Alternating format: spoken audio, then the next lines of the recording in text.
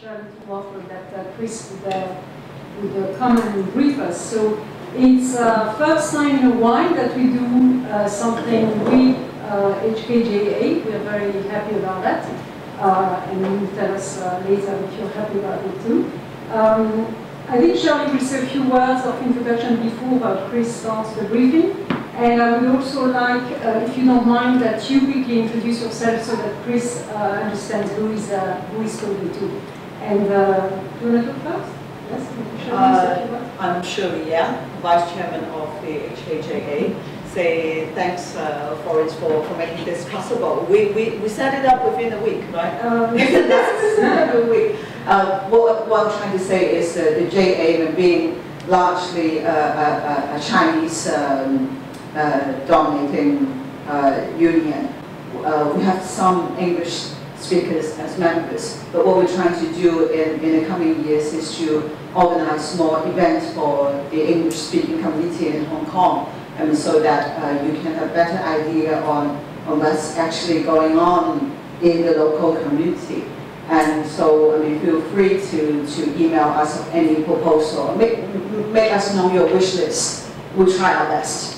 Say, the reason we think of getting Chris here is we know many journalists will be in town covering the Occupy Central things. To be honest, we always have a question, should we give them some good background on who's who, what's going on? I mean, that's how we think about getting Chris here. But having seen the audience here, it seems you're not the ABC, the kindergarten class, so saved a bit on the ABC then. I'll pass it. So, shall we, do you want to quickly introduce yourself? By the way, I'm the correspondent for Le Monde, the French daily newspaper, and the French national radio. My name is Vincent Su, a journalist formerly 10 years ago. Now in private practice, I run a column and a blog, nothing to do with politics. My name is Patrick, I'm a reporter for the South China Morning Post. I'm Charlie, I'm associate editor at Time magazine. My name is Henry. I think I'm the only non-journalist here, but I have been working for the media companies the last 20 years with the Collins Group and the Wall Street Journal, the book, all on the business side. But I'm very interested to hear developments here. Particularly, I have been a loyal witness to SCMP as well as Hong Kong Economic Journal. My name is Jo McBride. I'm a journalist. I focus mostly on Japan, but I've lived in Hong Kong for a very long time, so I'm interested in its future. My name is Helen Bannigan. I work in communications, but I also work as a freelance journalist, and I specialize in cross-cultural awareness. I'm Tom Bundy. I'm the multimedia journalist behind HongLong.com, and I went over to journalism this summer, starting a full-time master's at HKU. My name is Angelina Draper. I'm a freelance journalist and upcoming host on RTHK. I'm Pedro Caballero. I write for Spanish Newswire FP for Spain and Latin America. I'm Candice Chan. I'm a year 3 student from Hong Kong Shiyan University, majoring in journalism. I'm here to try to study more about Hong Kong politics. I'm Devin Wong. I'm also from Shiyan University. And I'm here today to hear what journalism industry will become in the future. My name is Walter. I'm not a journalist. I just have an interest in the trouble you have doing your jobs. I'm Andrew Wood. I'm a freelance journalist. I specialise in economics, business and finance and broadcast TV and radio. And I became a permanent resident today, and I actually registered as a voter. Quite amazed. I just walked out and there was somebody with a clipboard saying, would you like to register as a voter? Will you become a PR? So I registered today. So actually, as well as a professional interest, there's a bit of a personal interest now too. So congratulations. I think Florence just said earlier that she also got PR, and I think the next election you can vote. I think it's district council election, and will be interesting. And my name is Chris Yeung. I just left the Hong Kong Economic Journal, and before that I worked for many years in South China Morning Post as mainly as a political journalist and writer. And thank you for coming. I know you all have a busy schedule, so without much ado, and let me go straight to things that you may be interested. I hope you don't come here for the very nicely written description of me as one of the most informed political journalists here. To be honest, I think when we talk about Hong Kong politics and China politics, sometimes it's really difficult to tell why it happened. So what I've been doing and will try to do in the next hour or so is to really try to give some explanation on what why we are now and why the problems that we are facing, what really happened. Shelley just mentioned about Occupy Central, the banquet scheduled for next week. I would like to go back a little bit to years ago. Starting with the remarks made by President Xi Jinping when meeting with the tycoons in Beijing on Monday. One quote he made was that China's basic policy towards Hong Kong have not changed and will not change. But in his remarks, there was one important omission. He didn't mention high degree of autonomy. Like the Premier has done in his annual work report in March, high degree of autonomy, Hong Kong people within Hong Kong was not mentioned. That's the start. The visit in Beijing this week has some interesting coincidence with one back in 2003, also in September 27 at that time, when the then President Hu Jinping again was talking to a group of tycoons. That was 2 months after July 1st rally. One of the remarks he made was that stability is the prerequisite for development, guarantor of stability. Without stability, nothing can be done. So I tried to start with these two pretty interesting remarks. With the kind of post-July 1st, 2003 Hong Kong. What Beijing has done since then, and then leading up to what they are doing now, and on issues like universal suffrage.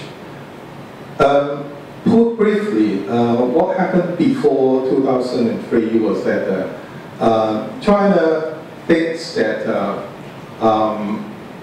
keeping Hong Kong's civil service in charge, basically in charge of the government, basically then the home administration was led by veteran civil servants like Anson Chan, like Donald Trump.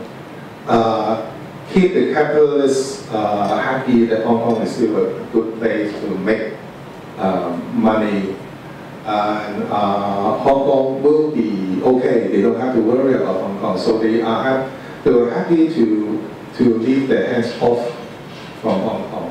And to their credit, they have done so. After 1997, I think some of you may remember that Hong Kong basically was out of the radar screen of the international community because so far so good. I think that's the four words that best describe the post-1997 situation. But then we know that 98-99 financial crisis, and then beginning from 2000 and 2001, Tong's problems Iraq, his government's problem. And then accumulating to the July 1st rally in 2003. And even before that, that the then Premier Yeung had already told the government to find out deficiencies, not to have discussion without making decisions. I think that those sort of things, I think they began to worry about the Hong Kong scene. And then we have 500,000 people coming out on July 1st in 2003. So that was a shock to Beijing. That was a wake-up call. So since then, they have done several things. Economically, they intensify the so-called economic sweetness. Things like CEPA, more CEPAs, closer economic partnership arrangements. I think now it's almost 10 CEPAs. And the tourism, they relax tourists coming to Hong Kong. So that gave a big boost to Hong Kong's economy, particularly the retail sector.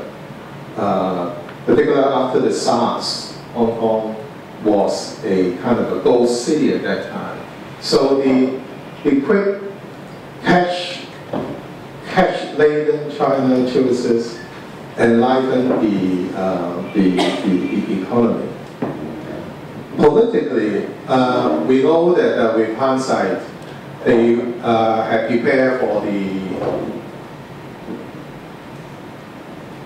resignation of CH Tong. 2 years later, 2005, they put Donald Zhang, a veteran administrator, civil service, in power. They basically to pick up the pieces, try to put the governance back on the normal track. And almost the same time, I think in 2004, they put universal suffrage issue on the agenda. So we have a so-called three-member team. Now we have Carrie Lam, Raymond Tam, but before that, there was Donald Zhang, Elsie Leung. They were exactly tackling the issue of universal suffrage. And China put universal suffrage on the agenda because they know that, of course, the July 1st rally has a lot of people have a lot of preferences.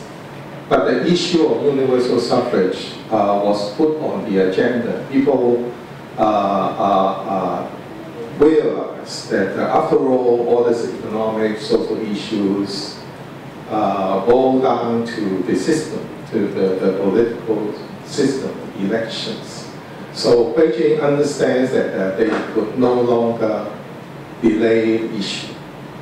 And also, in the basic law, it's only state the system before 2007. So anyway, they have to tackle the post-2007 electoral arrangements. So I think things they have done since then. First rule out 07 universal suffrage, and then they tried to do something in 2007 and 2008 elections. Of course, that ended up in failure. Vetoed by the Democrats. They go to Donald Trump. On economically, those weakness policy politically put replace the CE and then put universal suffrage on the agenda. And then on the mainland Hong Kong front, they have intensified all this kind of cross-border exchanges. A lot of all these exchanges between the two societies had been set up at that time. And one important thing they also, I would say,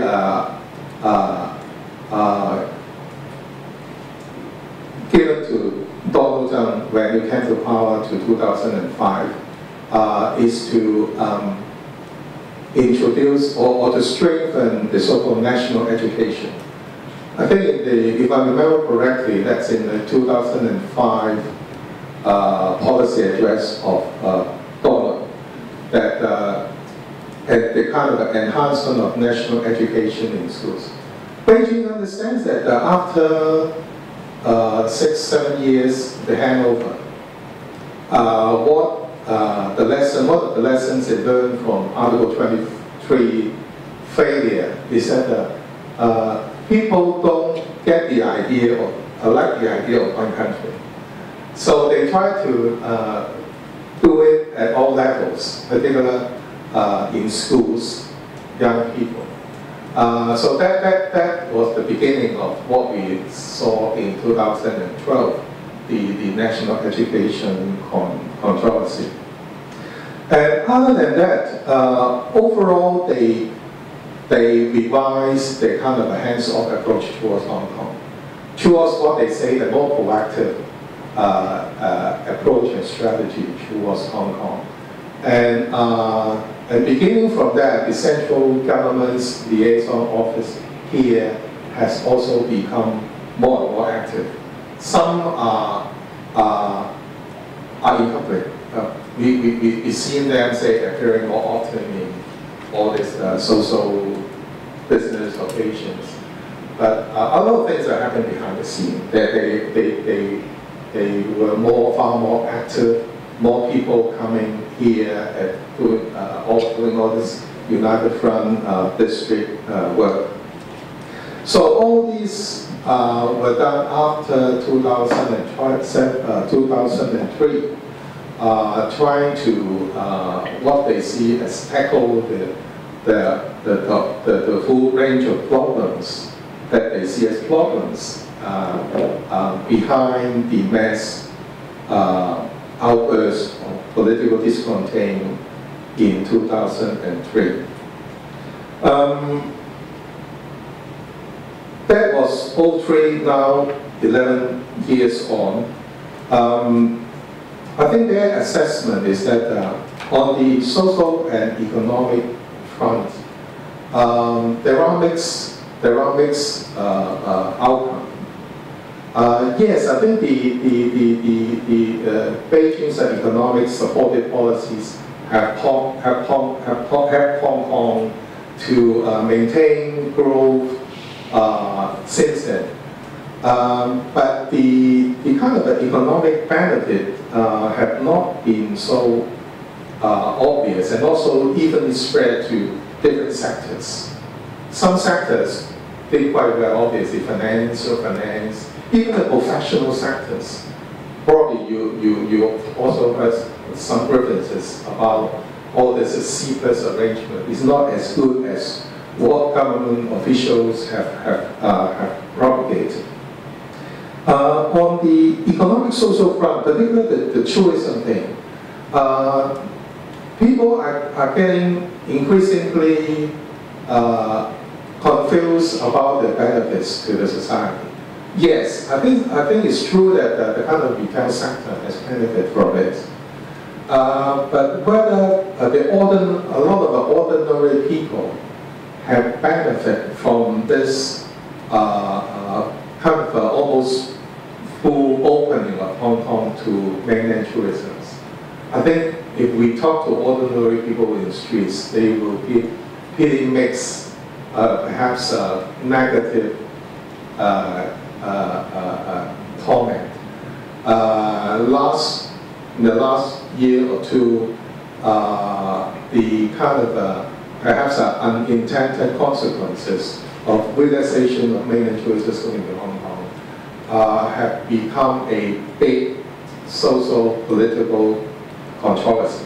Now, of course, they are in the stage of reviewing the policy and try to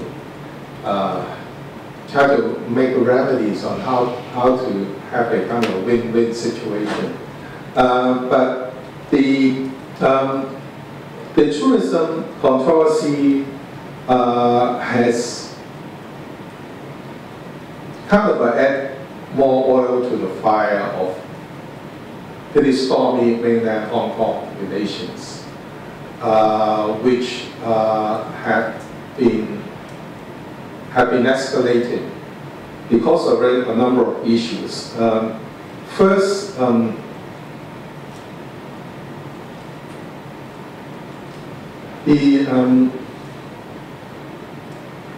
very important factor in the kind of political tension between Hong Kong and the mainland is the relations between the Pan-Democrats and the central government.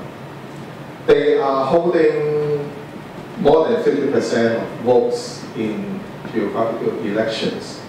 And they are the opposition force in the society. They are popular, and they are at a very hostile, kind of a confrontational relations with the central government. So that has been one of the kind of perennial factor in the very difficult mainland Hong Kong relations. Because over the past 17 years, perhaps even a little bit earlier, after 1989 Tiananmen, China was not able to manage to build up a kind of a workable relations with the biggest, most popular political forces in the society. That is the Pan-Democrats. So that has made mainland Hong Kong's difficult relations difficult, and that has also made the Hong Kong government difficult because the Democrats, they are the opposition in national, and when they have difficulties with the central government or on the political front, it makes the government, whoever's in power, C.H. Leung, Donald Trump, even Donald Trump, and of course Siva, very difficult to govern. And then the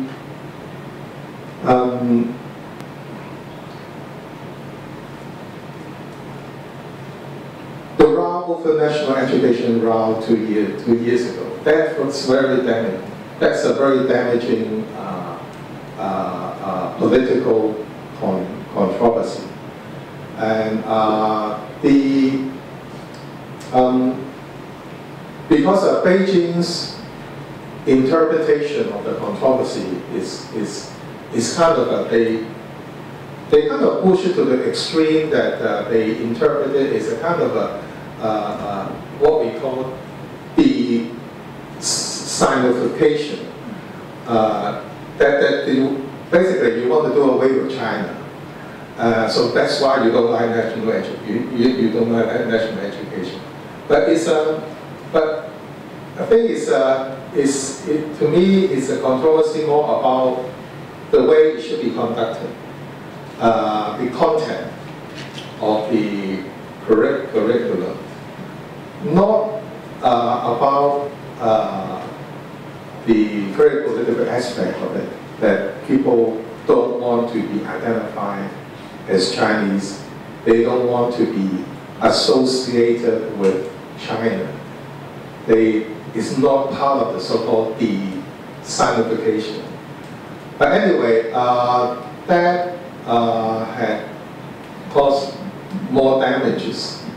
That has add more emotions to mainland Hong Kong relations, on top of what I have said earlier about all these tourism issues. So, and then some of the controversies, actually policy disputes or social policies here, like the controversy about the Northeast New Territories development. Primarily it's about creation of more land for development, Hong Kong too small. Primarily it's about a development issue. But some of you may know that it's become very politicized because there are some sentiments of what we call the kind of Hong Kong identity, 本土化, I think being interpreted as a kind of a pro-independence sentiments in the society, that people were against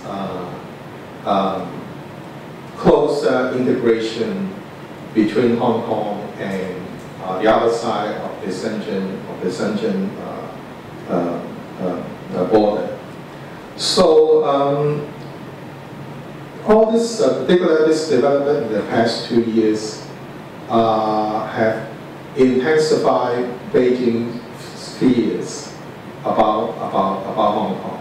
So basically, what I would say the assessment about the last 11 years is that even though they believe that they have done the right policies to support Hong Kong, all this economic, financial policies, renminbi policies, all this goofy, whatever, they have tourism, out of very good intention, but they think that Hong Kong has kind of become a spoiled child, and don't try to understand Beijing's concerns about all this one country concept, about this kind of national education thinking behind the national education. So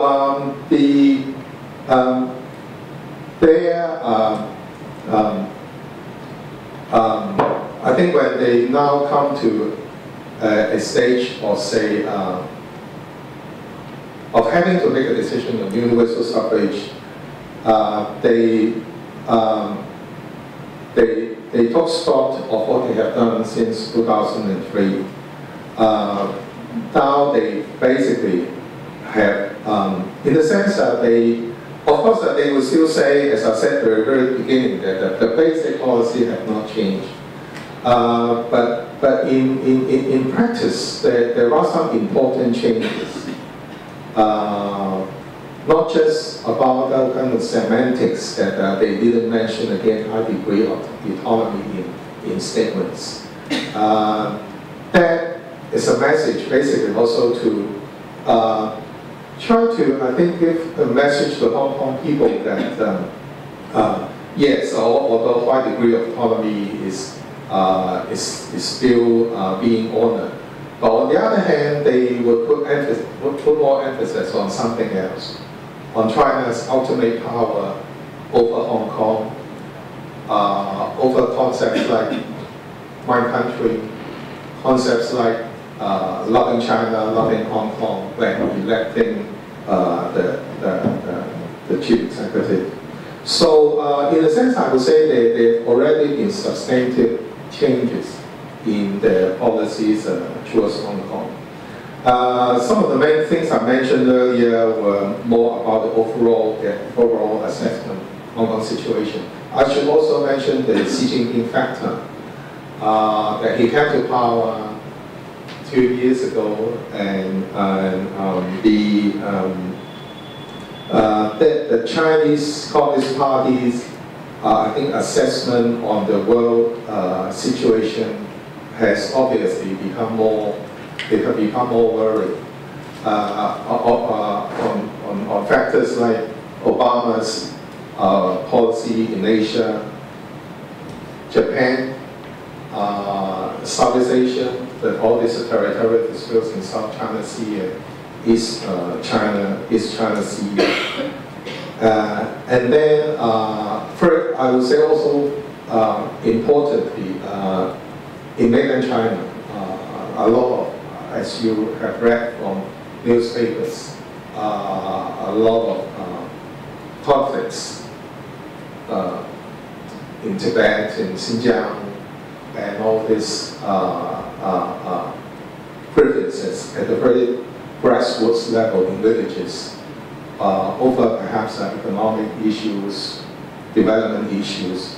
But anyway, they cause threats to stability, to the ability of the Communist Party to govern. So I would say these are the background to what we have seen now, the universal suffrage, China's first, the white paper we just mentioned earlier, that was come out in June. Of course, there are different interpretations about white paper. Some people argue that, well, it's all there. That's always been the China's positions. But to me, the most important reference is really the reaffirmation again of the kind of comprehensive jurisdictions over Hong Kong. Comprehensive may not be as strong as the Chinese word. In the Chinese words, it has a meaning of all aspects. All comprehensive, some more literal, but in the Chinese term, 全面, 管制传, 全面 is kind of all aspects. And the affirmation of it is important, particularly when we read it in the context of the some of omissions of high degree of autonomy.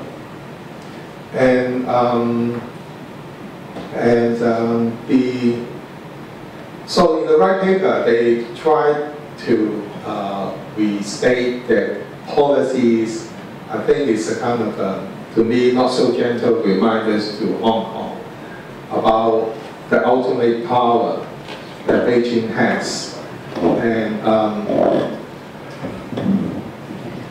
And basically that, I would say, also has set the scene for their policies towards Hong Kong, including universal suffrage.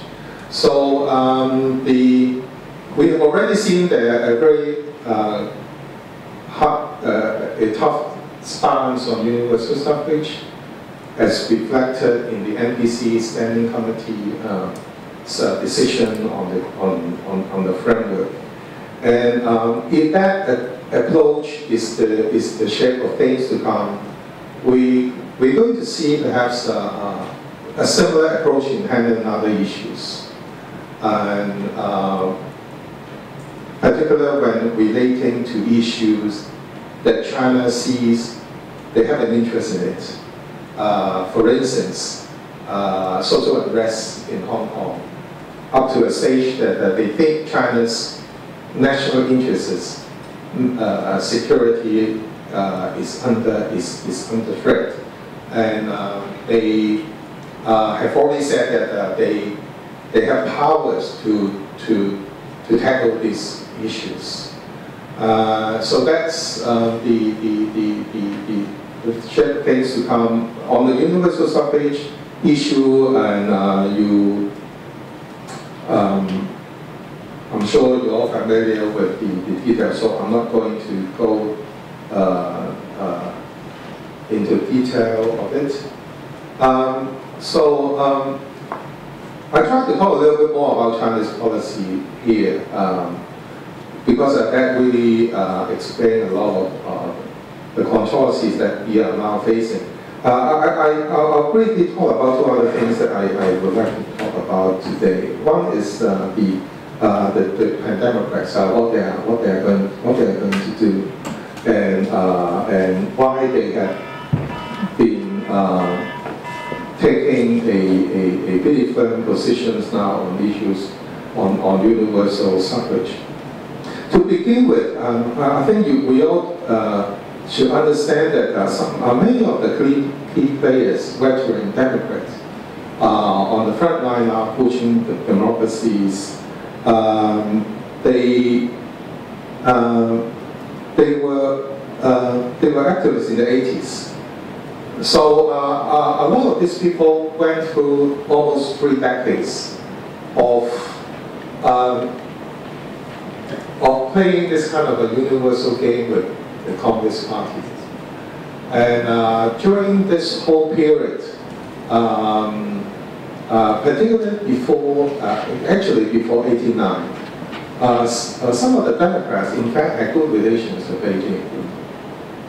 we all know that Martin Lee was a basic law drafter. The late Sipova was a basic law drafter.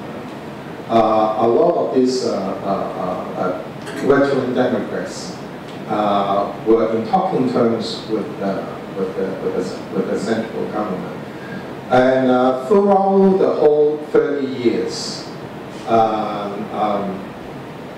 I think you're familiar with the term 保住線 pocket first.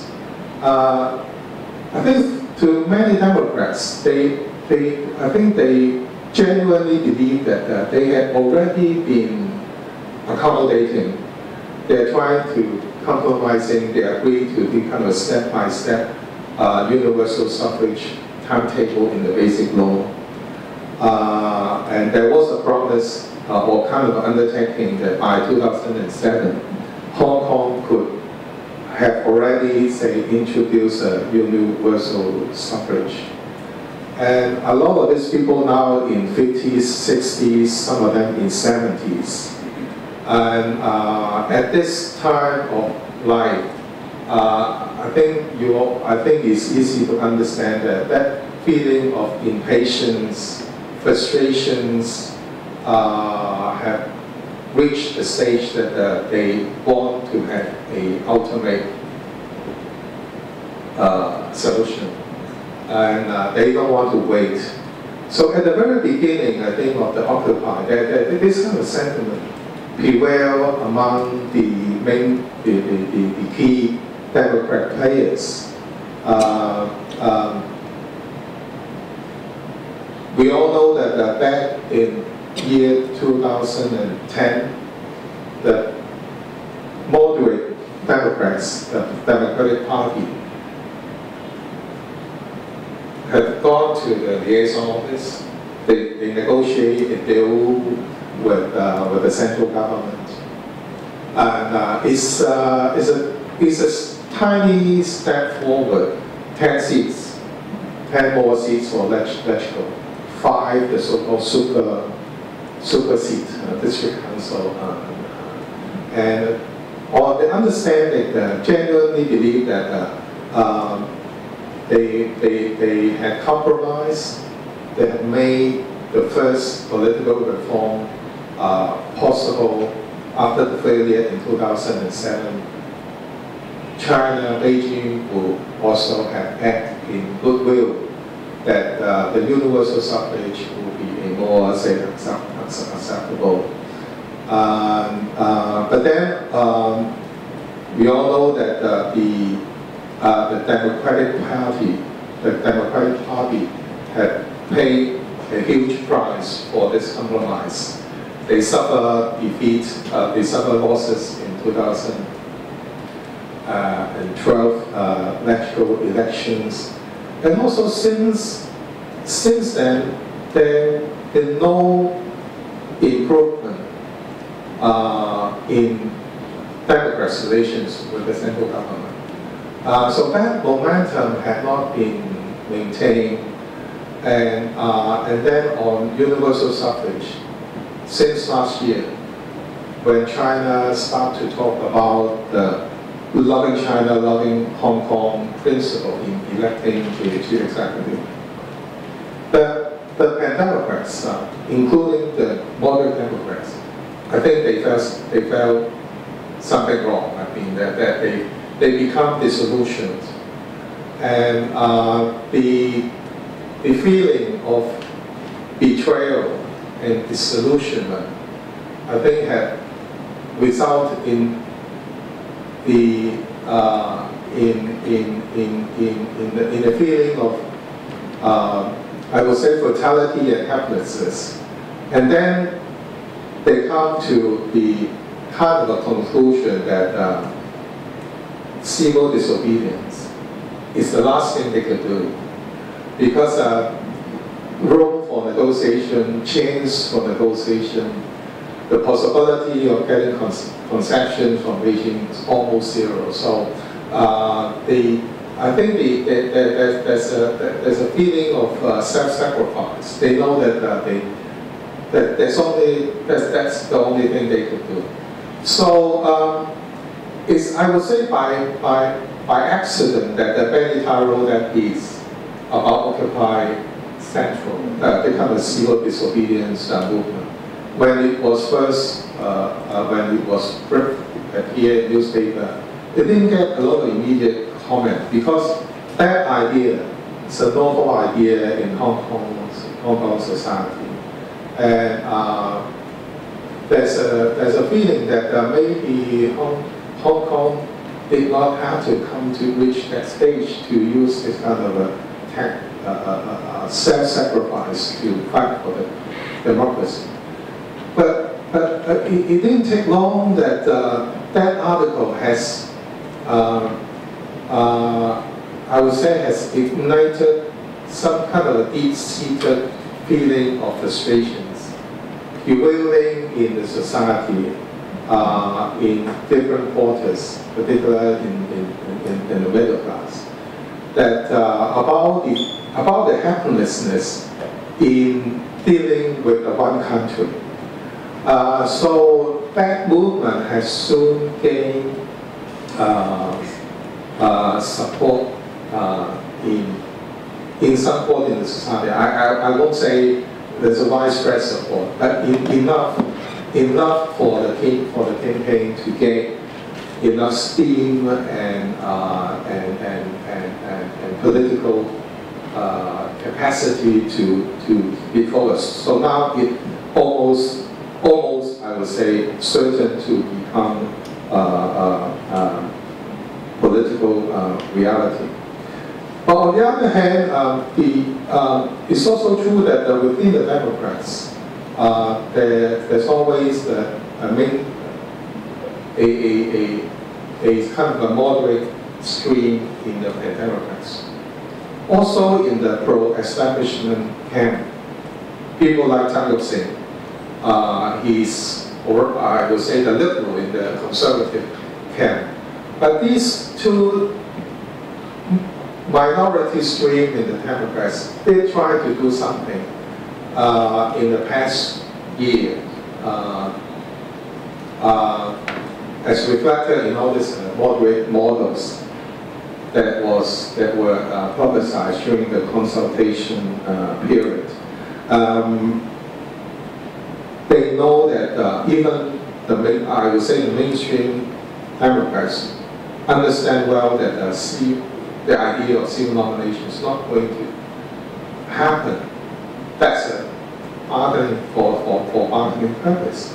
Ultimately, they will agree that it is an acceptable low threshold universal suffrage model.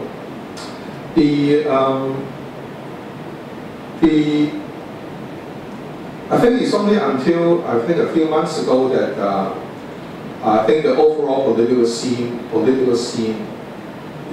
was not conducive to the advocacy of moderates, and the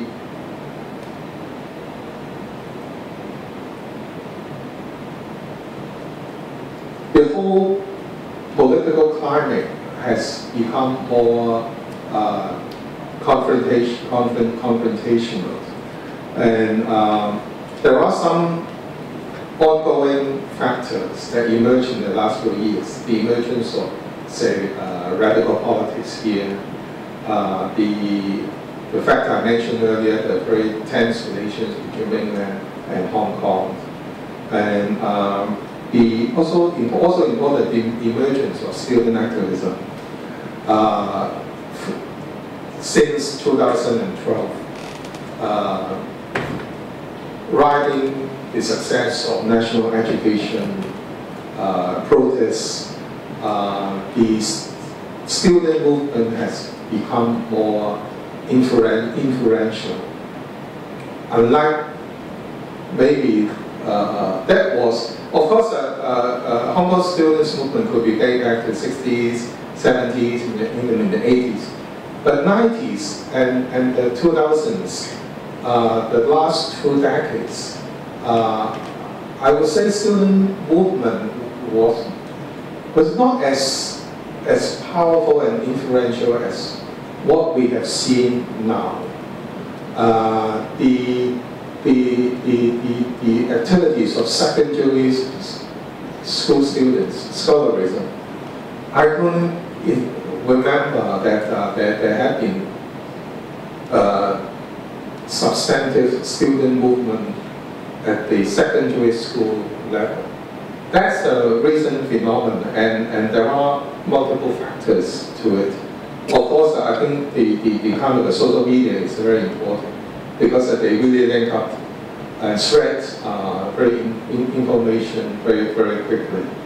And then there are other factors, the education system, which I'm not going to go into detail here.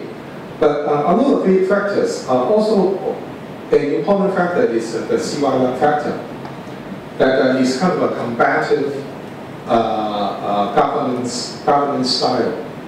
Did not help build up harmony in the society. To the contrary, I would say his approach has polarized the society. So a lot of these recent factors have basically almost killed, eliminate room for moderate politics. And I think that had also been taken into account by the Chinese government, that their assessment on the Hong Kong situation is that since this kind of a political radicalism has emerged, they have to act even tougher. So that partly explains why they won't even allow more time for the society to negotiate for a consensus during the next stage of consultation, before April. Because technically, there are at least a few months more for the society, for different factions, to try to reach a consensus. Beijing's assessment, I think they don't feel confident that it will end up with a compromise. And secondly, I don't think they have confidence in the CY Leung government that they will be able to broker. They will be able to broker a deal. So Beijing will have to make the decision. The phrase that Carrie Lam has used, that set the tone by making the when she made it. So basically, they did the so-called dirty job because they know that Hong Kong government would not be able to handle the controversy. So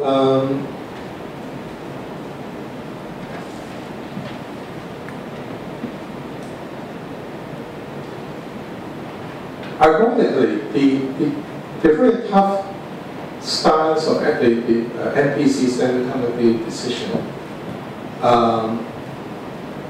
in a sense, helps the Democrats, the Pan-Democrats.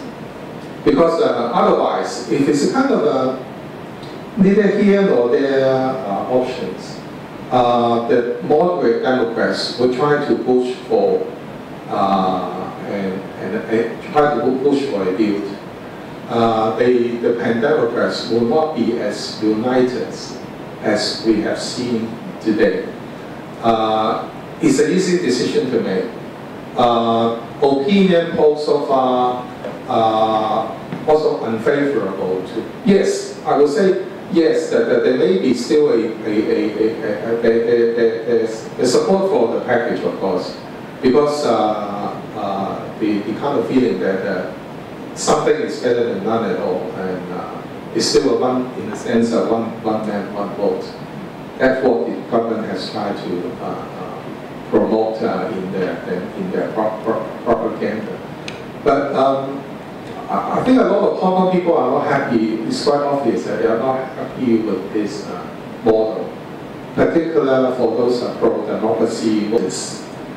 So there's one poll that shows that there's an overwhelming support from the pro-democracy voters that the Democrats should veto it. So at this stage, I think unless there's a pretty dramatic change of opinion, it's quite difficult for the Democrats for some Democrats to change their mind. So I think first they have already made clear that they will vote against the bill. The second thing, what they are doing now is a kind of a all-out public opinion factor, Occupy Central. So the actions, so they are now focusing on actions, getting people's support, and the Occupy Central will be the main event. Now I think they will also start thinking about the kind of post-Occupy strategy and try to say kind of see what they can do further, do maybe within electoral, the kind of uncooperative movement, delaying tactics, all these things. And outside electoral, I think students and Democrats will be planning a kind of a long-term campaign leading to the vote of the package in electoral, maybe in summer next year. So maybe to conclude, a few observations. Public opinion will be important because even though the Democrats or some Democrats have said that whatever public opinion says they will veto it, but if there's a strong, overwhelming change of mind of people supporting the idea of pocket first, and the Democrats will be under even more pressure to change their mind. At the moment, I think this whole political reform tussle, the pressure will be on the Democrats, because they will be remembered in history. If the reform package is vetoed, they will be remembered in history as those who voted down for whatever reason. At the moment, the package itself, public opinions itself, have lessened their pressure because they will be on very good, strong, solid ground to veto it. But when there's a change of opinion, which is not impossible, a few months long enough in politics, the pandemics will be under a lot of pressure. I would say that those under the strongest pressure will be the Democratic Party. Even though a lot of stories said about those non-affiliated moderates, like Ronnie Tong, like Charles Mok, will be the targets. But the Democratic Party, who holds 6 votes in electoral, will be most important. Because unless they change their mind, the several non-affiliated members are not going to do it if the other major parties, the Civic Party, the Democratic Party, stand firm in opposing the political reform package. I don't think the non-affiliated members will like to be the markers, would like to be sacrificed. So the position of the Democratic Party has and will still be crucial. And people like Emily Lau, Albert Hall, and those veterans will be important and will be targets, I think, of Beijing's lobbying. And Beijing's assessment, I'm sure that they will think that it's difficult.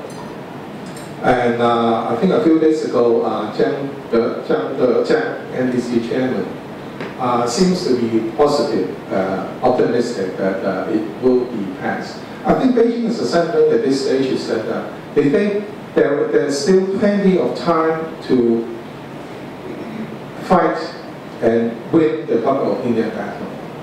And they perhaps are not necessarily wrong. Their assessment is that the Hong Kong people are quite pragmatic. And this kind of a pocket first culture is quite typical Hong Kong's culture. And if there are even small benefits, why not get it first? And like those queuing up for iPhone 6 you don't give up anything, but perhaps for some little benefits. Of course, some other Democrats do not think that way, but I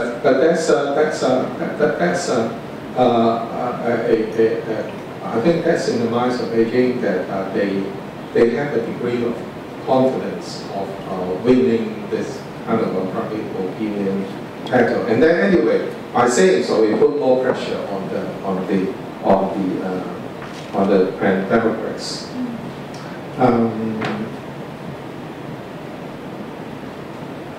The last point, I think there's a lot of uncertainties about Occupy Central because there are just so many unknowns. How the protesters act, how the police react, whether there will be violence, bloodshed. It's difficult to tell. And also difficult to tell whether the package will be passed into law because there's still months to come and then public opinion may change. But putting all this aside, I think it's quite safe to say that the whole political scene in Hong Kong and in mainland Hong Kong relations will be difficult in the next few years.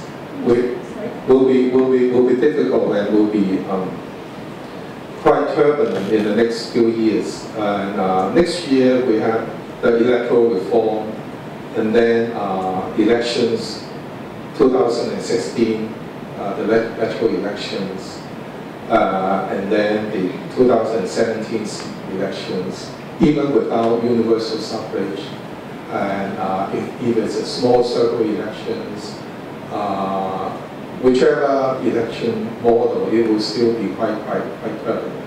And the biggest, and perhaps to conclude, one of the biggest uncertainty and the source of frictions is what I said in my earlier remarks, that Beijing, after 17 years, they felt something wrong with the whole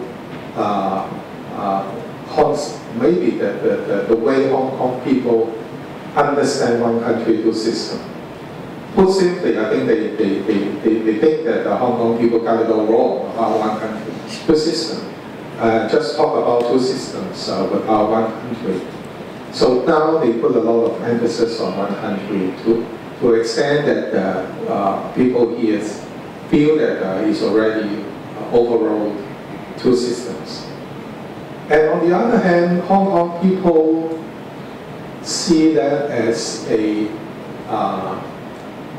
breach of their promise of one country, two systems. So now there's a feeling, a growing sentiment in the society that we have to defend our system. We have to defend the Hong Kong systems.